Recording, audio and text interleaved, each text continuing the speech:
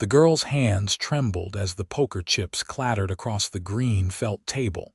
Her father's bloodshot eyes barely registering what he had just done before the dealer swept everything away and pointed at her with a yellowed fingernail. Katherine Rose had known her father was a gambling man, but she never imagined he would sink low enough to wager his own daughter when his silver mine shares ran out. And now she stood in the smoky back room of the Lucky Dollar Saloon in Coolidge, Arizona Territory, in the year 1883, watching her entire world collapse around her shoulders. The man who won her was called Snake Miller, a cattle rustler with a reputation for cruelty that stretched from Tombstone to Tucson, his grin revealing gaps where teeth should have been as he looked her up and down like she was livestock. Katherine felt bile rise in her throat as Snake reached out to grab her arm, but before his fingers could close around her wrist, a voice cut through the smoke-filled air like a rifle shot. "How much does he owe you?" Every head in the room turned toward the doorway where a tall cowboy stood, his broad shoulders nearly filling the frame, dust from the trail still clinging to his worn denim and leather vest. His hat shadowed most of his face, but Katherine could see a strong jaw and eyes the color of desert sky at dawn, focused entirely on Snake Miller with an intensity that made the rustler's hand pause mid-reach. Snake's expression shifted from surprise to amusement as he sized up the stranger.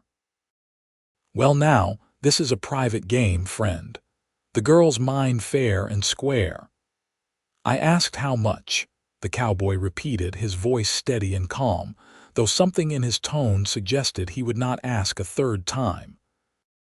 Snake glanced at the dealer, who shuffled through the night's receipts with shaking fingers. $200 in chips, plus the marker he signed for another $300. $500 total, Mr. Miller. The cowboy stepped forward into the lamplight, and Katherine got her first clear look at him.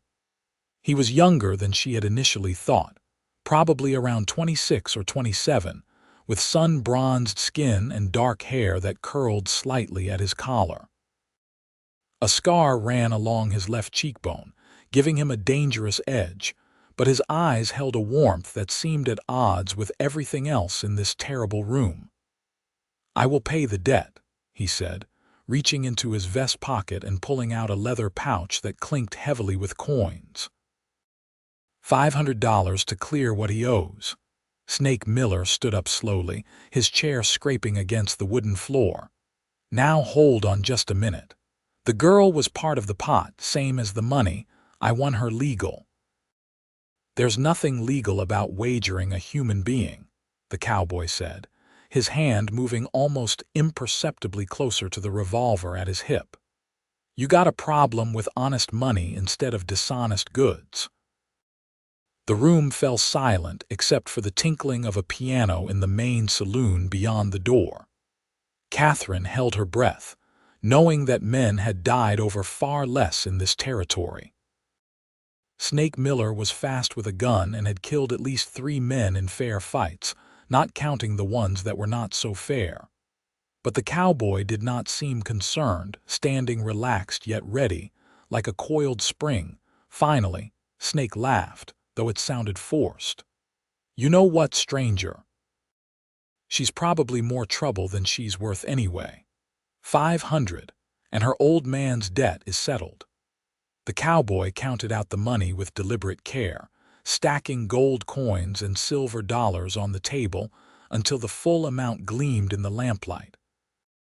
Snake scooped it up greedily, biting a few coins to test their authenticity before stuffing them into his pockets. "Pleasure doing business," Snake said, tipping his hat mockingly at Katherine before shouldering past the cowboy and disappearing into the main saloon. Katherine's father had slumped over the table, either passed out drunk or too ashamed to look at her. The cowboy turned to the dealer and the other men at the table. "I expect everyone here to remember that Miss Rose is a free woman, and any man who says otherwise will answer to me. We clear?" Murmurs of agreement rippled through the room. The cowboy finally turned to Katherine, and up close she could see genuine concern in his blue eyes. "Are you all right, miss?" She wanted to say yes, to maintain some shred of dignity, but instead she found herself shaking her head as tears began to stream down her cheeks. Everything that had happened in the last hour crashed over her like a flash flood. Her father had traded her away. She had been property, bought and sold like a horse or a sack of grain. Even though this stranger had saved her, the humiliation burned in her chest. "Come on," the cowboy said gently, offering his arm. "Let's get you out of here." Katherine looked at her father one last time, but he did not stir. Whatever love she had felt for him died in that moment, replaced by a hollow ache. She took the cowboy's arm, noting the strength in his muscles and the steadiness of his hand, and let him guide her through the saloon. The night air hit her like a blessing after the stifling smoke inside. Stars blazed overhead in the clear desert sky, and somewhere a dog barked. The main street of Coolidge was quiet at this late hour, most of the honest folk already in bed. Katherine suddenly realized she had no idea what came next. "I appreciate what you did," she said, finding her voice at last. "But I do not have any money to pay you back right now. My father owned a small ranch about 10 miles outside town, but it's mortgaged to the bank and probably worth less than what you just paid." The cowboy had been untying his horse from the hitching post, a handsome bay gelding with a white star on its forehead. He paused and looked at her with an expression she could not quite read. "I did not pay that debt expecting anything in return, Miss Rose. You do not owe me a cent." She stared at him. "But $500, that is a fortune. You cannot just give that away and expect nothing." "I expect you to be happy and free," he said simply. "That is all I want." Katherine felt fresh tears threatening but blinked them back. "I do not even know your name." A small smile crossed his face, the first she had seen from him.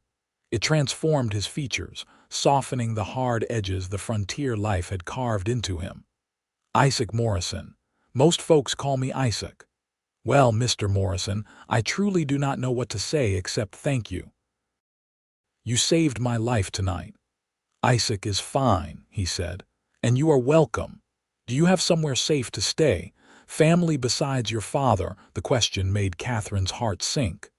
"My mother died when I was 12. I have an aunt in San Francisco, but I have not heard from her in years. I was staying at the ranch with my father, but I would rather sleep under a cactus than go back there tonight."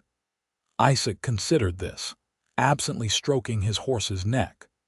"There's a boarding house on 3rd Street run by Mrs. Chen. She's a respectable woman, takes in ladies who need a safe place. I can give you enough for a week's room and board, give you time to figure out your next step." "You have already given me $500, Katherine protested. "Not to you, I gave it to settle a debt," Isaac said. "This would be different." "Call it a loan if it makes you feel better. Pay me back when you can." She wanted to refuse to maintain her pride, but practicality won out. She had literally nothing, just the simple blue dress she wore and the shoes on her feet. "All right," she said quietly, "but I will pay you back every penny. I promise you that." "I believe you," Isaac said, and something in his tone made her think he really did. They walked through the quiet streets of Coolidge, Isaac leading his horse while Katherine walked beside him. She found herself studying him from the corner of her eye, wondering what kind of man carried around $500 and gave it away to save a stranger. He walked with the easy confidence of someone comfortable in his own skin, his spurs jingling softly with each step. "Where are you from?" she asked, surprising herself with the question. "Montana originally," Isaac said. "Little town called Virginia City. My family had a ranch up there, cattle mostly. I have been drifting south the last few years, working different ranches, trying to figure out what I want from life, I suppose." And have you figured it out? He glanced at her, that small smile returning. I am getting closer. Mrs. Chen's boarding house was a neat two-story building with a front porch and flower boxes in the windows, an oasis of domesticity in the rough frontier town. Isaac knocked gently, and after a moment a small Chinese woman in her 50s opened the door, a lantern in her hand. "Mr. Morrison," she said, her English accented but clear. "It is very late. I know, Mrs. Chen, and I apologize. But this young lady needs a room, and I told her yours was the safest place in town." Mrs. Chen's sharp eyes assessed Katherine, taking in her tear-stained face and the slight tremor in her hands. Her expression softened. "Come inside, child. Any friend of Mr. Morrison is welcome here." Isaac paid for a month's room and board despite Katherine's protests, pressing the coins into Mrs. Chen's hand and refusing to take them back. "Get some rest," he told Katherine. "Things will look better in the morning. Will I see you again?" The words tumbled out before she could stop them, and she felt her cheeks flush. "If you want to," Isaac said. "I am working at the Double J Ranch about 5 miles east of town. If you need anything, you can leave word at the general store and I will get the message." Then he was gone, climbing onto his bay horse and riding off into the night, leaving Katherine standing on the porch with a head full of questions, and a heart that felt strangely lighter than it had in months. Mrs. Chen led her to a small but clean room on the second floor, with a real bed, a washstand, and white curtains on the window. It was more luxury than Katherine had known in years, her father having drunk or gambled away everything of value long ago. She sank onto the bed and finally let herself cry. But this time, the tears were not just for what she had lost, but for the unexpected kindness of a stranger named Isaac Morrison. The next morning, Katherine woke to sunlight streaming through the curtains and the smell of coffee drifting up from downstairs. For a moment, she forgot where she was, then the events of the previous night came rushing back. She sat up quickly, half convinced it had all been a terrible dream, but the unfamiliar room and her rumpled dress proved otherwise. A gentle knock on the door was followed by Mrs. Chen's voice. "Breakfast is ready, Miss Rose. There is hot water in the pitcher if you wish to wash up." Katherine did wash, scrubbing her face and hands and trying to make herself presentable. She owned no other clothes, so the blue dress would have to do despite its wrinkles. When she made her way downstairs, she found a dining room with 4 small tables, 2 of them occupied by other boarders, both women around her age. Mrs. Chen brought her eggs, bacon, and fresh bread with butter, along with coffee so strong and hot it made her eyes water.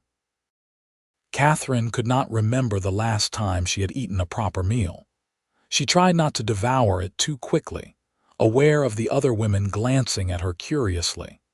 After breakfast, Mrs. Chen invited her into the kitchen, where she was kneading dough for the day's bread. "Mr. Morrison is a good man," she said without preamble. "He brought you here, so I know you are in some kind of trouble, but you do not have to tell me if you do not want to. This house is a safe place for women who need safety."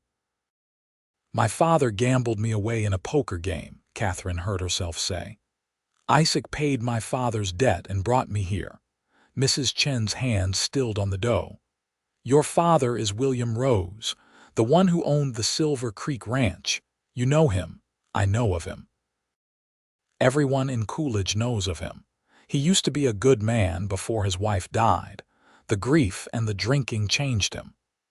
Mrs. Chen resumed kneading with vigorous movements. "But that does not excuse what he did. You are better off away from him." "I do not know what to do now," Katherine admitted. "I have no money, no skills except keeping house and helping with ranch work. How am I supposed to pay back what Isaac spent on me?" "You are educated?" Mrs. Chen asked. "My mother taught me to read and write and do arithmetic." She insisted on it, said a woman needed to be able to think for herself. Mrs. Chen nodded approvingly. The school teacher, Miss Patterson, she has been looking for an assistant. The school is growing, too many children for one teacher. The pay is not much, maybe $10 a week, but it is honest work. $10 a week seemed like a fortune to Catherine. In a month, she could start paying Isaac back and have money for necessities besides. You think she would hire me? I have no experience teaching. Come, Mrs. Chen said, wiping her hands on her apron. We will go see her now. School does not start for another hour. The schoolhouse was a simple wooden building on the edge of town, painted white with a bell tower on top.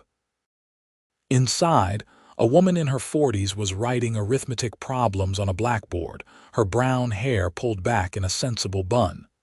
She turned as Mrs. Chen and Catherine entered, her face brightening. Mrs. Chen, good morning.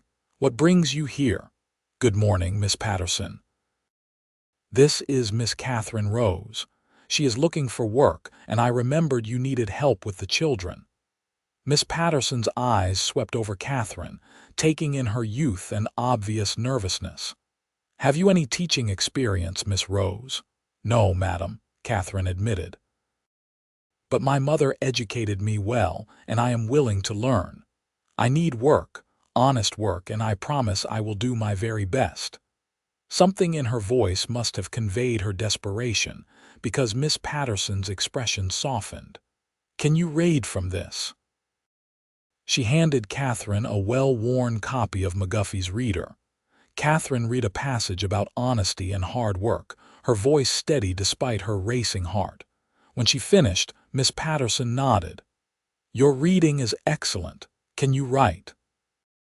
She was given chalk and the blackboard, where she wrote out several sentences in careful script. Miss Patterson examined them critically. Your handwriting is very good. And arithmetic, I can add, subtract, multiply, and divide. I can do fractions and percentages. My mother made sure I understood figures, said it kept men from cheating you in business.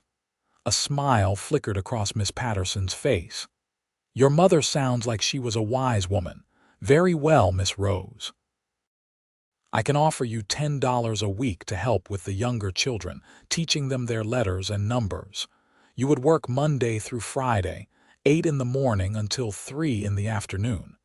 Does that suit you? Yes, madam, Catherine said, relief flooding through her. Thank you so much.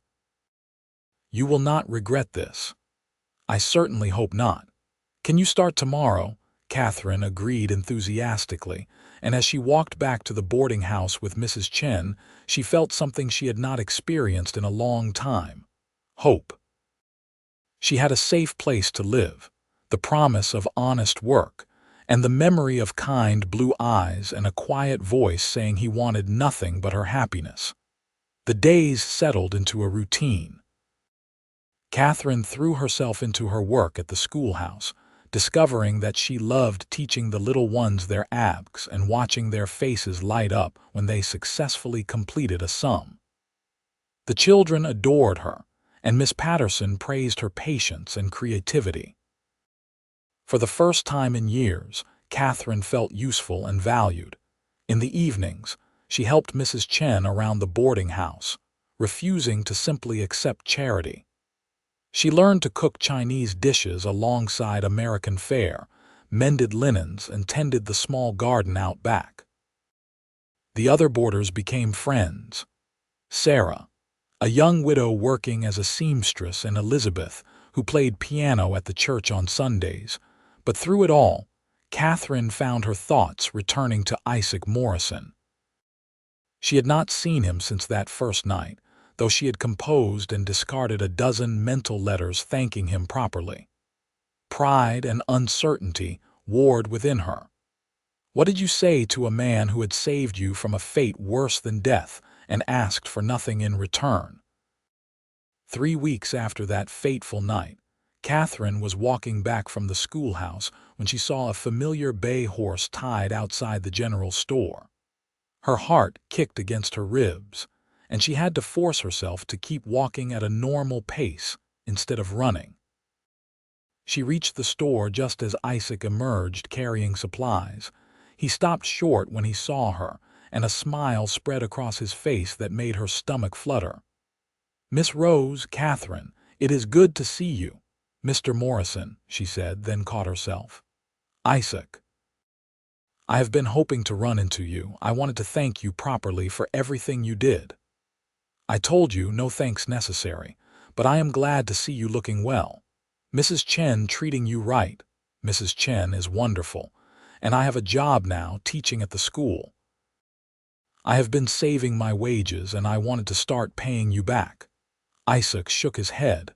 "I told you that night you do not owe me anything." "But $500 plus the month's room and board," Katherine protested. "I cannot just accept that much charity." "It was not charity, it was setting right something that was wrong," Isaac said. His expression grew serious. "Katherine, your father had no right to wager you in that game. What I did was not some grand gesture, it was basic human decency. I would have done it for anyone." The words should have made her feel better, but instead they stung a little. Of course he would have done it for anyone. She was nothing special to him, just a woman who needed help. She forced a smile. "Well, I am grateful regardless, and I insist on paying you back, even if it takes me years." Isaac studied her for a long moment, his blue eyes searching her face. "How about we make a deal? You do not pay me back in money. Instead, would you allow me to take you to dinner sometime? As friends," he added quickly. "I do not know many people in Coolidge yet, and it would be nice to have someone to talk to." Katherine's heart soared even as she tried to keep her expression neutral. "I would like that very much. How about this Saturday? There's a restaurant called the Copper Kettle that supposedly makes a decent pot roast. Saturday would be perfect." They stood there smiling at each other for a moment too long, until Isaac seemed to collect himself. "I should get these supplies back to the ranch, but I will pick you up at Mrs. Chen's around 6 on Saturday. I will be ready." Katherine watched him ride away, then practically floated back to the boarding house. Mrs. Chen took one look at her face and smiled knowingly but said nothing, for which Katherine was grateful. She was not sure she could explain the jumble of emotions coursing through her. Saturday arrived after what felt like the longest week of Katherine's life. She borrowed a nicer dress from Sarah, a deep green cotton with a lace collar that brought out the auburn highlights in her dark brown hair. Elizabeth helped her arrange her hair in a more sophisticated style, pinning it up with combs instead of her usual simple braid. "You look beautiful," Mrs. Chen said when Katherine came downstairs at 5:45. "This Isaac, he is special to you." "I barely know him," Katherine said, but even she could hear the lack of conviction in her voice. "Sometimes we know people in our hearts before we know them in our heads," Mrs. Chen said cryptically. Isaac arrived right at 6, and Katherine's breath caught when she saw him. He had cleaned up, trading his usual dusty trail clothes for dark trousers, a white shirt, and a string tie. His hair was still damp from washing, and he had obviously shaved recently. He looked handsome and slightly nervous, which Katherine found endearing. "You look lovely," he said, offering his arm. "You clean up pretty well yourself," she replied. Then worried that sounded too forward, but Isaac just grinned. The Copper Kettle was a small restaurant run by a German couple, with checkered tablecloths and the smell of roasting meat filling the air. Isaac had reserved a table by the window, and they settled in as the sun began to set, painting the desert sky in shades of orange and pink. At first, the conversation was a bit awkward, both of them trying too hard to fill the silence. But gradually they relaxed, and Katherine found herself talking about her work at the school, her students, and her slowly rebuilding life. Isaac spoke about his work at the Double J Ranch, wrangling cattle and breaking horses. "What made you leave Montana?" Katherine asked as they worked through generous portions of pot roast and vegetables. Isaac was quiet for a moment, his fork pausing halfway to his mouth. My family died about 4 years ago. Influenza swept through Virginia City that winter, took my parents and my younger sister within a week of each other. I tried to keep the ranch going on my own, but everywhere I looked, I saw them. Finally, I sold the place and started drifting, looking for somewhere that did not hurt to be. I am so sorry, Katherine said, her hand instinctively reaching across the table to cover his. I lost my mother too, though it has been years now. The grief does not really go away, does it? It just becomes part of you. No, it does not go away, Isaac agreed, turning his hand over to gently squeeze hers. But it gets easier to carry, and sometimes you meet people who make the load lighter. Their eyes met across the table, and Katherine felt something shift between them like a door opening. This was not just dinner between two people who barely knew each other. This was something more, something deeper. "What do you want from life?" she asked suddenly. "You said you were drifting, trying to figure that out. Have you?" Isaac considered the question seriously. "I think I want what my parents had. A piece of land to call my own, a home, someone to share it with. Simple things, I suppose, but they feel right." "They do not sound simple at all," Katherine said. "They sound perfect." The evening stretched on, neither of them wanting it to end. They talked about books they had read, places they wanted to see, dreams they had been afraid to voice out loud. Katherine learned that Isaac could play the harmonica and had a terrible weakness for apple pie. Isaac discovered that Katherine could speak a little Spanish, loved thunderstorms, and secretly wanted to visit the ocean someday. Finally, the restaurant owner began clearing tables around them, a polite hint that it was closing time.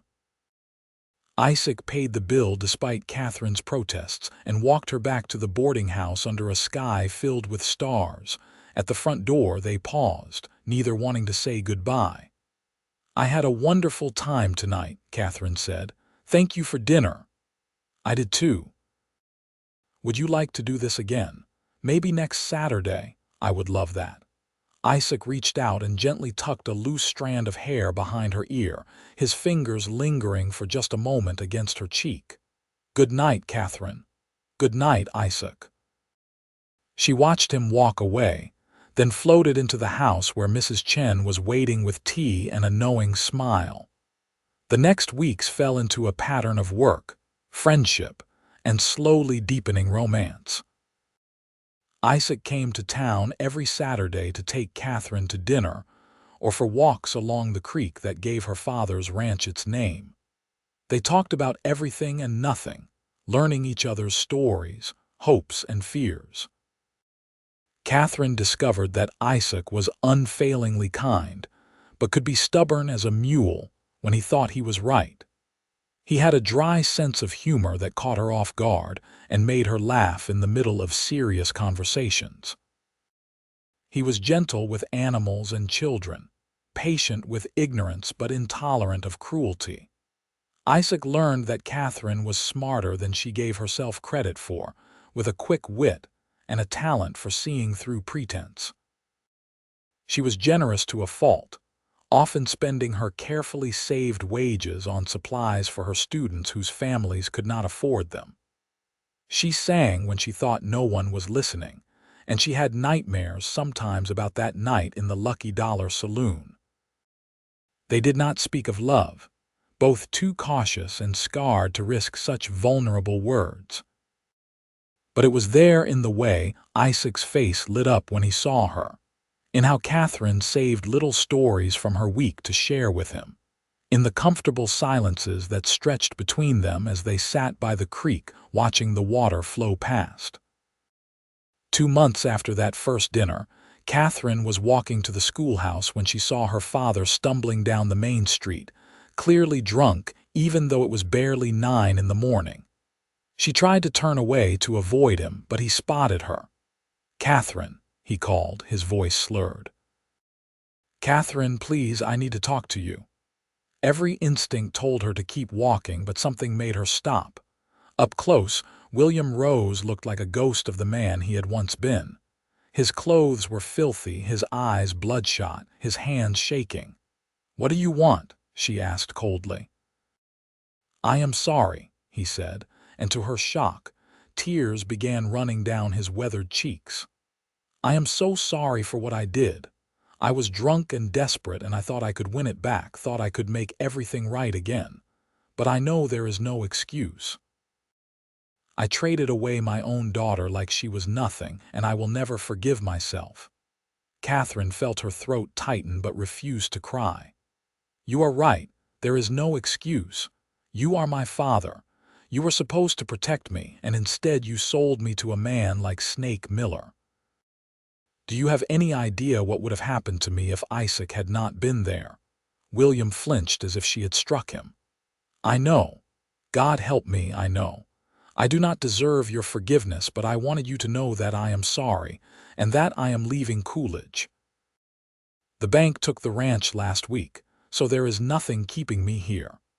I am heading to California, going to try to get sober and make something of myself, if it is not too late." Part of Katherine wanted to rage at him, to unleash all the hurt and anger she had been carrying. But looking at this broken man, she found she had no anger left, just a deep sadness for what could have been. "I hope you find what you are looking for," she said quietly, "and I hope you get sober, but I cannot forgive you, not yet, maybe not ever." "I understand," William said. "But I want you to know something. That cowboy who paid my debt, Isaac Morrison, he came to see me a few days after that night. Told me that if I ever came near you again, if I ever bothered you or tried to use you to pay off more debts, he would make sure I regretted it. He said you deserved better than a father like me, and he was right. You hold on to a man like that, Katherine. Men like him do not come around often." Then he shuffled away, and Katherine watched him go, feeling like she was closing a chapter of her life. She was not surprised that Isaac had confronted her father. It was exactly the kind of quiet protection he would offer without ever mentioning it. That Saturday, she told Isaac about the encounter as they sat by the creek. He listened without interrupting, his arm around her shoulders. "How do you feel?" he asked when she finished. "Sad," Katherine admitted. "And relieved, and guilty for feeling relieved. Is that terrible?" "No," Isaac said firmly. "It is human. He hurt you deeply, Katherine. You do not owe him your forgiveness just because he is your father." She leaned into his warmth, grateful for his steady presence. "He said you went to see him after that night. You never told me. Did not seem worth mentioning. I just wanted to make sure he understood that you were under my protection now." "Your protection," Katherine repeated softly. The words should have made her bristle, should have felt like he was claiming ownership, but instead they made her feel safe and cherished. "Isaac, what are we doing here? These past 2 months, the dinners and the walks and the talking, what is this?" Isaac was quiet for a long moment, and Katherine held her breath, terrified she had pushed too hard, asked for too much. Then he shifted so he could look at her directly, his blue eyes serious and intent. "I am courting you," he said simply. "I have been since that first dinner, though I was not sure if you felt the same way. I did not want to pressure you or make you think that just because I paid your father's debt, you owed me anything. Especially not something as precious as your heart." Katherine's own heart was racing now. "And if I wanted to give you my heart freely, what then?" "Then I would treasure it," Isaac said, his voice rough with emotion. "I would do everything in my power to make you happy, to give you the life you deserve. Katherine, I am in love with you. I think I started falling that first night when you stood in that terrible room with tears on your face but steel in your spine. You are the strongest, kindest, most beautiful woman I have ever met, and if you will have me, I would like to spend my life proving that to you." Tears spilled down Katherine's cheeks, but they were happy tears this time. "I love you too," she whispered. I tried not to, tried to tell myself it was too fast, that I was just grateful to you for saving me. But it is not gratitude, Isaac. It is love, real and true and terrifying. He cupped her face in his hands, his thumbs gently wiping away her tears. "Can I kiss you, please?" His lips met hers softly at first, tentative and sweet, then deeper as she responded, her hands clutching his shirt to pull him closer. The kiss tasted like hope and new beginnings, and when they finally pulled apart, both were breathless and grinning. "Marry me," Isaac said suddenly. "I know it is fast. I know we have only known each other a few months, but I am sure of this, Katherine. I am sure of you." "Yes," Katherine said without hesitation. "Yes, I will marry you." They sat by that creek until the sun began to set, making plans and dreaming out loud. Isaac told her he had been saving his wages from the Double J Ranch, adding to what remained of the money from selling his family's ranch in Montana. He had enough to buy a small piece of land and start their own ranch. Nothing fancy at first, but something they could build together. Katherine confessed that she had saved nearly every penny of her teaching wages, determined to pay him back, but also secretly hoping for a future that included him. Between them, they had enough for a modest start, and with hard work and luck, they could make something good. They were married 6 weeks later in a simple ceremony at the church in Coolidge, with Mrs. Chen, Miss Patterson, Sarah, and Elizabeth in attendance, along with some of the other women from town who had become Katherine's friends. Isaac's boss from the Double J Ranch, Jack Donovan, stood as his witness and gave them a generous wedding gift of 3 young heifers to start their herd. Katherine wore a dress that Sarah had sewn for her, pale blue cotton with seed pearls on the bodice. She carried wildflowers that Elizabeth had gathered from the desert, bright splashes of color against the simple dress. Isaac wore his best suit, his hair neatly combed, his eyes never leaving Katherine's face as she walked toward him. Reverend Thomas conducted the ceremony, his words about love and commitment resonating in the small wooden church. When Isaac slipped a simple gold band onto Katherine's finger, she thought her heart might burst from happiness. This man had saved her, not just from a terrible fate, but from losing faith in goodness itself. "I now pronounce you husband and wife," Reverend Thomas said with a warm smile. "Isaac, you may kiss your bride." And he did, tenderly and thoroughly, to the applause and cheers of their small gathering of friends. Mrs. Chen hosted a wedding supper at the boarding house, a feast of both Chinese and American dishes that had everyone groaning happily and loosening their belts. There was music and dancing, and Katherine laughed more than she had in years, secure in Isaac's arms and surrounded by people who cared about her. As the evening wound down and guests began to depart, Isaac and Katherine slipped away to the small house they had rented on the outskirts of Coolidge. It was just 2 rooms and a kitchen, but it was theirs, the first real home Katherine had known since her mother died. Isaac carried her over the threshold, both of them laughing as he nearly bumped her head on the doorframe. Inside, he set her down gently, and the laughter faded as they looked at each other, suddenly shy. "I love you," Katherine said, reaching up to touch his face. "I know I have said it before, but I need you to hear it again. I love you, Isaac Morrison, and I promise to spend every day of my life making sure you never regret choosing me." "I could never regret it," Isaac said, pulling her close. "You are my second chance, Katherine, my chance to build something good and lasting after so much loss. I will protect you and provide for you and love you until my last breath." They sealed that promise with a kiss that led to more, the two of them coming together with tenderness and passion, learning each other's bodies as they had learned each other's hearts. The next morning they woke tangled together in the narrow bed, sunlight streaming through the window. Katherine had never felt so content, listening to Isaac's steady heartbeat beneath her ear. "What are you thinking about?" he asked, his fingers absently stroking her hair. "Everything and nothing," she said. "How different my life is now from what I thought it would be. How grateful I am that you walked into that saloon that night." "I am grateful too," Isaac said, "though I wish the circumstances had been better. I hate that you had to go through that." "But it led me to you," Katherine pointed out. "I am not saying I am glad my father wagered me in a poker game. That was terrible and wrong, and it still hurts. But if it had not happened, we might never have met. So maybe some good can come from even the worst situations." Isaac tightened his arms around her.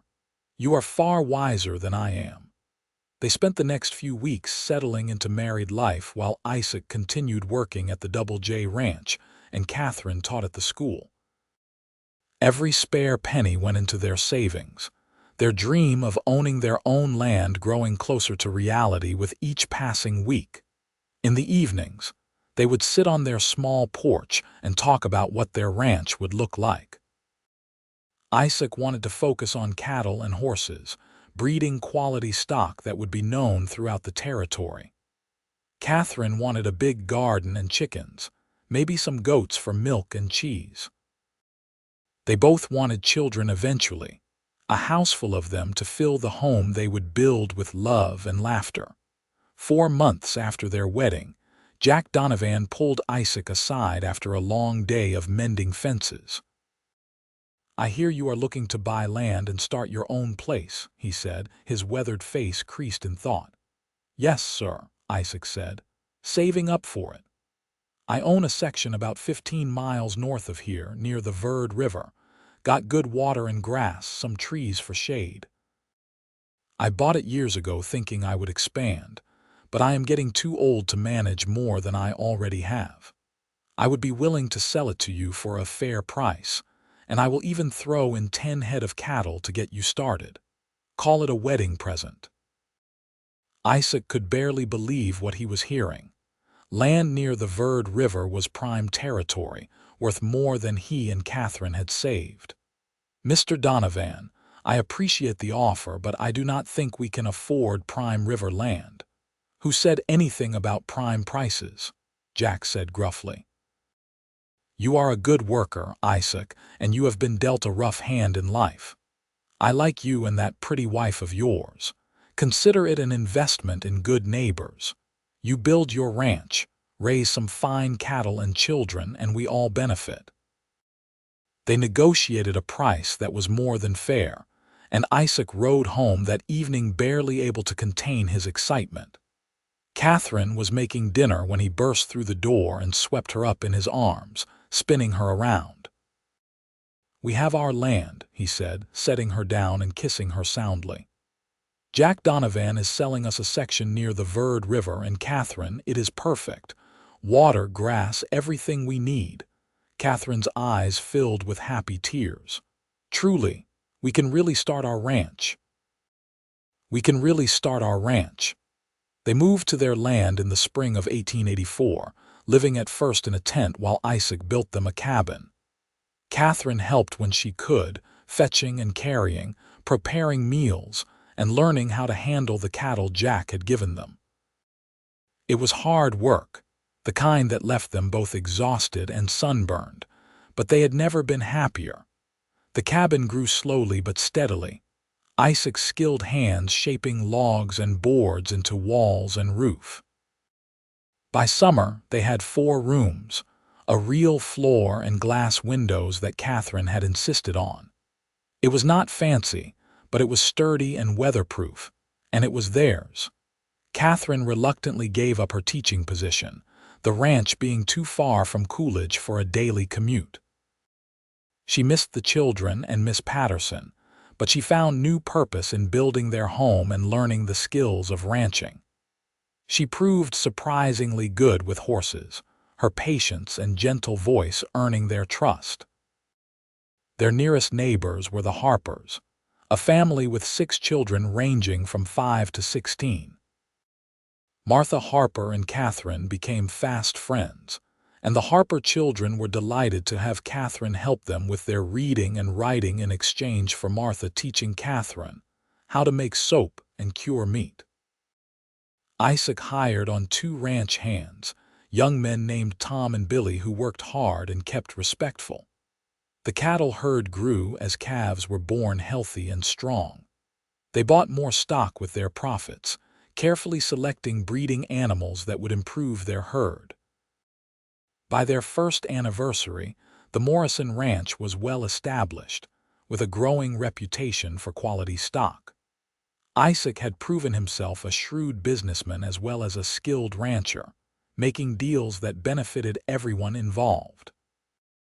On their anniversary night, as they sat on the porch of their cabin watching the sunset paint the sky in shades of gold and crimson, Isaac pulled Katherine close. "Happy anniversary, Mrs. Morrison." "Happy anniversary," she replied, snuggling into his warmth. "Can you believe it has been a year?" "Best year of my life," Isaac said. "Though I have to admit, I am looking forward to next year being even better." Katherine had been waiting for the right moment, and this seemed perfect. "It might be especially eventful. I am with child, Isaac. We are going to have a baby." Isaac went very still, then pulled back to look at her face, searching for confirmation. "You are sure?" "As sure as I can be. The signs are all there, and Martha agrees. She has had 6, so she knows. We should have a baby sometime around February." "A baby," Isaac breathed, wonder in his voice. Then he was kissing her, laughing and crying at the same time. "We are going to have a baby. Katherine, you have made me the happiest man alive." The pregnancy was not easy. Katherine suffered from terrible morning sickness for the first few months, and the Arizona heat made her swell and feel miserable. But Isaac was endlessly patient and attentive, rubbing her feet when they ached and reading to her when she felt too ill to do anything but lie still. Martha Harper was a godsend, offering advice and support, making sure Katherine knew what to expect. As her belly grew round and full, Katherine found herself both excited and terrified. She had lost her own mother young and had no female relatives to guide her through this journey. But she had Martha and Mrs. Chen, who visited several times despite the distance, and most importantly, she had Isaac. On a cold February night in 1885, Katherine went into labor. Isaac rode through the dark to fetch Martha while Tom stayed with Katherine, his young face pale with worry. Martha arrived within the hour, took one look at Katherine, and sent all the men out of the cabin. The labor was long and difficult, lasting well into the next day. Isaac paced outside, wearing a path in the dirt, jumping at every cry that came from within the cabin. Finally, as the sun was setting on that second day, he heard a new sound, the thin, angry wail of a newborn baby. Martha opened the door, her face exhausted but smiling. "You have a son, Isaac, and Katherine is doing well, though she is very tired." Isaac burst into the cabin to find Katherine propped up in bed, holding a tiny bundle wrapped in one of the soft blankets Mrs. Chen had made for them. She looked pale and exhausted, her hair damp with sweat, but her smile was radiant. "Come meet your son," she said softly. Isaac approached slowly, almost afraid, until he could look down at the small red face peeking out from the blanket. The baby had a shock of dark hair and eyes that seemed impossibly blue, even though Isaac knew they might change color. He reached out one calloused finger, and the baby's tiny hand grasped it with surprising strength. "He is perfect," Isaac whispered, his voice choked with emotion. "You are perfect." "Katherine, I did not know I could love anyone more than I already loved you, but looking at him, at our son, I think my heart just doubled in size." "What should we name him?" Katherine asked. They had discussed names for months but had never settled on anything definite. Now, looking at his son's face, Isaac knew. James William Morrison. James for my father and William for yours, because despite everything he gave me you." Catherine's eyes filled with tears. Her father had died in California 6 months earlier, sober at the end according to the letter she had received from a preacher who had been with him. She had grieved for what could have been, but Isaac's gesture of including his name touched her deeply. "James William Morrison," she repeated. "It is perfect." Little James was a good baby, healthy and strong, though he had a temper when hungry that reminded Isaac of his wife. Katherine took to motherhood naturally, nursing and caring for their son with a fierce love that sometimes scared her with its intensity. Isaac was a devoted father, walking the floor at night when James fussed, singing off key lullabies that somehow worked better than Katherine's sweeter voice. As James grew from infant to toddler, the ranch continued to prosper. They added a barn and a bunkhouse for the ranch hands, whose numbers had grown to 5 as the herd expanded. Katherine started a small school for the Harper children and a few other families who had settled in the area, teaching 3 mornings a week in their cabin while James napped. When James was 2, Katherine became pregnant again, and this time she knew what to expect.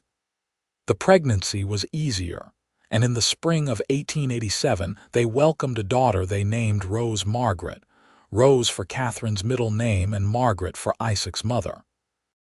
She was a tiny, delicate thing with Katherine's dark hair and a disposition that was far calmer than her brother's had been. Isaac cried when he held Rose for the first time, thinking about how his mother would have loved to meet her granddaughter. "Thank you," he whispered to Katherine. "Thank you for giving me a family again." Life settled into a comfortable rhythm. The children grew healthy and loved, the ranch thrived, and Isaac and Katherine's love for each other deepened with each passing year. They worked side by side, partners in every sense of the word, building not just a ranch but a legacy. When James was 5 and Rose was 3, Katherine found herself pregnant once more. This pregnancy was the hardest yet, leaving her weak and sick for months. Isaac worried constantly, hovering over her until she shooed him away with loving exasperation. But when their second son was born, another healthy, squalling boy they named Thomas Isaac, it all seemed worth it. The years passed in a blur of growth and change. The children thrived, James growing into a serious boy who loved the horses and had his father's steady nature. Rose proving to be as bright as her mother with a creative streak that showed in the drawings she made on any scrap of paper, and Thomas, who was pure mischief and charm from the moment he could walk. The Morrison Ranch became one of the most successful in the territory, known for quality cattle and horses, but more than that, for the integrity of its owners. Isaac's word was his bond, and Katherine's kindness was legendary. They employed fair wages, helped neighbors in need, and raised their children to value honesty and hard work. In 1890, Katherine was shocked to receive a letter from an attorney in San Francisco. Her aunt, the one she had not heard from in years, had passed away and left Katherine a modest inheritance. It was not a fortune, but it was enough to add significantly to their savings. "What should we do with it?" Katherine asked Isaac as they sat in their bedroom, the letter spread before them. "It is your inheritance," Isaac said. "You decide." Katherine thought for a long moment. "I want to use some of it to build a real schoolhouse. We have enough children in the area now to justify it, and I hate that they have to crowd into our cabin or miss lessons when the weather is bad. And maybe we could use the rest to buy that section of land adjacent to ours that came up for sale. Give our children even more to inherit someday." Isaac pulled her close and kissed her forehead. "Have I told you lately that you are brilliant?"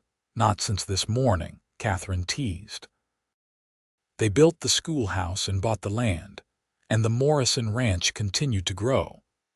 But more than land or cattle or money, what Isaac and Katherine built was a love that weathered every storm.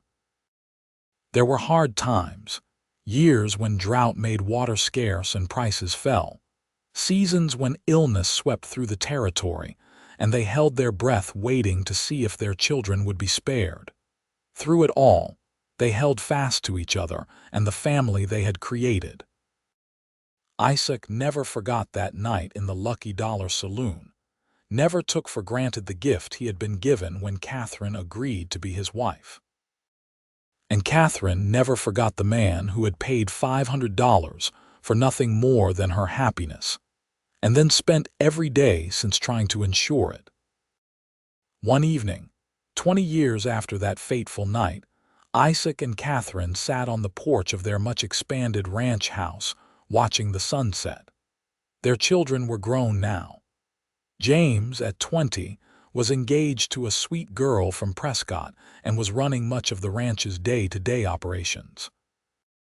Rose, at 18, had shocked them all by announcing she wanted to attend teachers' college in California, though Katherine secretly was not surprised at all. And Thomas, at 16, was the best horse trainer in 3 counties, with a gift for gentling even the wildest Mustang. "Do you remember that first night?" Katherine asked, her head resting on Isaac's shoulder. "When you walked into that saloon and paid my father's debt?" "I remember every detail," Isaac said. "You were wearing a blue dress and you looked terrified but defiant. I took one look at you and thought, I cannot let anything happen to her." "Did you know then," Katherine asked, "that you would fall in love with me?" Isaac considered the question seriously, as he always did. "I think part of me knew. There was something about you, something that called to something in me. But I did not want to presume. You had just been through something terrible, and I wanted to give you freedom, not trap you in some obligation to me." "You gave me more than freedom," Katherine said softly. "You gave me back myself. You asked for nothing but my happiness, and in giving me that, you gave me everything." They sat in comfortable silence, watching the stars begin to emerge in the darkening sky. In the barn, one of the horses whinnied softly. From inside the house came the sound of Thomas playing the harmonica, the same instrument his father had taught him. "You ever wonder what would have happened if you had not walked into that saloon?" Katherine asked. "Sometimes," Isaac admitted. "But then I remember that I was supposed to be at the Double J that night. Jack had asked me to stay and help with a sick calf, but something made me ride into town instead, something I cannot explain. Maybe it was fate, maybe it was God, maybe it was just luck. But whatever it was, I am grateful for it every single day." "I am grateful too," Katherine said, lifting her head to kiss him. Even after 20 years, his kisses still made her heart flutter. "I love you, Isaac Morrison. Thank you for saving me, and for spending the last 20 years proving that love is real." "I love you too, Katherine Rose Morrison," Isaac replied. "And I will spend the next 20 years and all the years after that, continuing to prove it." As they sat together in the twilight, surrounded by the life they had built from the ashes of Katherine's worst moment, they both knew they had found what everyone searches for. A love that asks for nothing but gives everything, a partnership built on respect and trust, a family rooted in joy and sacrifice. The Morrison Ranch would continue for generations, passed down through children and grandchildren, but its true legacy was not the land or the cattle or the buildings. It was the love story that started in a smoky saloon in Coolidge, Arizona Territory, when a cowboy paid a debt and asked for nothing but the happiness of a frightened young woman. And she had given him her happiness, along with her heart, her hand, and a lifetime of love. Years later, when their grandchildren asked how they met, Isaac and Katherine would exchange a look full of shared history and private smiles. Then Katherine would tell the story, neither minimizing the darkness nor the light, teaching another generation that love can bloom even in the harshest desert. and that the truest strength is found in choosing to hope when hope seems lost. They grew old together on that ranch by the Verde River, their hair turning silver and their movements slower, but their love never diminishing. Isaac still reached for Katherine's hand in the middle of the night, and she still smiled when she saw him walking toward the house at the end of a long day. When James married his sweetheart and built a house on the north section of the ranch, Isaac and Katherine cried happy tears at the wedding, seeing the love between the young couple and remembering their own beginning. When Rose graduated from Teachers College and returned to start a school in Coolidge, they attended the opening with pride bursting from their hearts. And when Thomas married Martha Harper's youngest daughter and proved himself a worthy successor to his father's legacy, they knew the ranch was in good hands. The grandchildren came, a whole passel of them, filling the ranch with noise and laughter. Isaac taught them to ride and rope, to be honest in their dealings and kind to those weaker than themselves. Katherine taught them to read and write, to see beauty in simple things, and to never underestimate the power of love to change a life. On their 40th anniversary, their children and grandchildren threw them a celebration that brought people from across the territory. The governor of Arizona Territory sent a letter of congratulation. Neighbors they had helped over the years brought gifts and testimonials. But the best gift was simply being surrounded by the family and community they had built together. That night, alone at last in their bedroom, Isaac helped Katherine unbraid her silver hair, something he had done almost every night for 4 decades. 40 years, he mused. It has gone by in a heartbeat. A beautiful heartbeat, Katherine said, turning to face him. Isaac, if I could go back to that night in the saloon, knowing everything that would happen, all the joy and the sorrow and the work and the love, I would not change a single thing. Neither would I, Isaac said, cupping her face tenderly. The face he loved had changed over the years, lines etched by time and sun and laughter, but to him, she was still the most beautiful woman in the world. You are my greatest adventure, Katherine. Every day with you has been a gift. They made love that night with the practiced tenderness of long years together, and afterward lay wrapped in each other's arms, content and complete. In the end, Isaac Morrison died peacefully in his sleep at the age of 78, Katherine beside him where she had been for 45 years. His last words were, "Thank you for being my happiness." Katherine lived another 5 years, long enough to meet her first great-grandchild, a boy named Isaac who had his great-grandfather's blue eyes.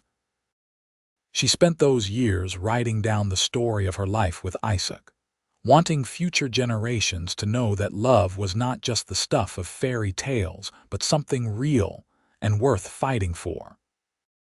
When she died quietly in her rocking chair on the porch of the ranch house, her journal was found in her lap, open to the last page where she had written, "I was traded for a debt by a father who forgot his duty. I was saved by a cowboy who paid it off and asked for nothing but my happiness. But what he gave me was not just freedom. He gave me love, true and pure and lasting. And in return, I gave him everything I had to give. We built a good life, raised good children, and loved each other well. What more could anyone ask from this brief time we are given on earth? I am content. I am grateful. And soon, I will see my beloved again, and we will ride together through whatever comes next." The Morrison Ranch remained in the family for generations, and the story of how it began became legend in that part of Arizona. A story about a gambling debt, a $500 rescue, and a cowboy who asked for nothing but the happiness of a stranger who became his whole world. It was a story about love choosing love, about second chances and new beginnings, about how the worst moment of one life can become the doorway to the best life imaginable. And it was all true, every word of it, a testament to the enduring power of a love that asks for nothing but gives everything. In the small cemetery on a hill overlooking the ranch, two headstones stand side by side, weathered by time but still legible. Isaac James Morrison, beloved husband, father, grandfather. And beside it, Katherine Rose Morrison, beloved wife, mother, grandmother. Between them, carved into the stone, are simple words. He asked for nothing but her happiness. She gave him everything.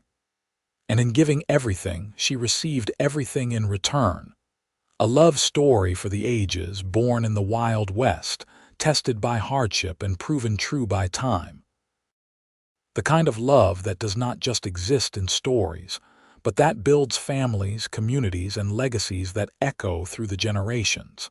The kind of love that begins with one person looking at another and saying, "I see you. I value you. Your happiness matters to me."